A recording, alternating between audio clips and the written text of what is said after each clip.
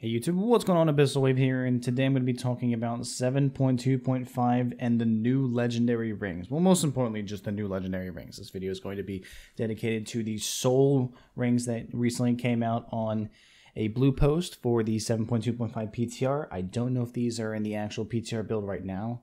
Not sure if you can test them yet, but we're going to be talking about them today, right now. And that is, most importantly, the Death Knight ones. These rings are special because they give you stamina, a socket, you know, baseline, but they don't give you any secondary stats. Instead, they give you access to a talent without you actually having to take the talent.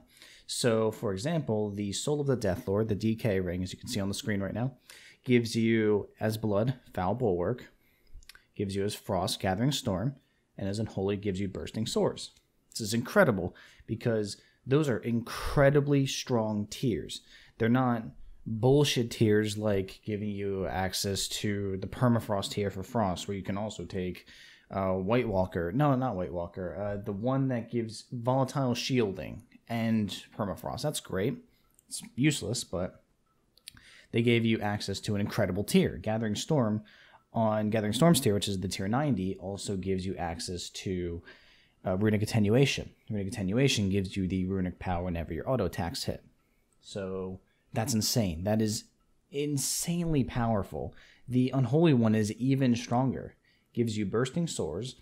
The beautiful thing about that tier is, on that tier, you also have Ebon Fever. Ebon Fever is the one that makes Survival Won't Plague deal double the damage, or deal its damage in half its duration, and it deals 20% more damage.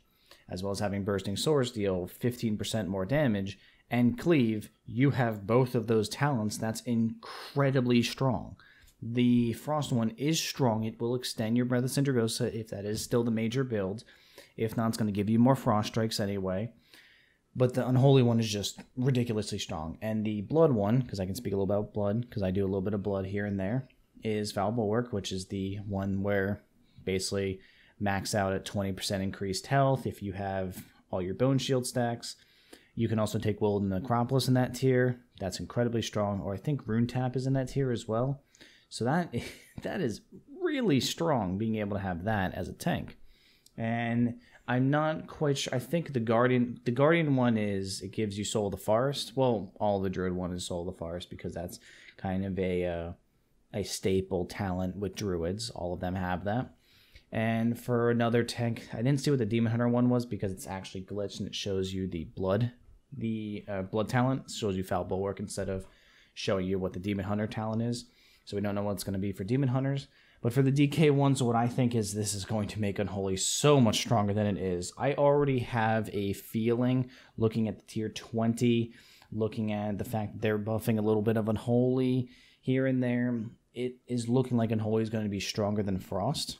And this ring is going to put Unholy in such a good spot. Now, we don't know how to get these rings yet. That wasn't revealed with the PTR blue post coming out.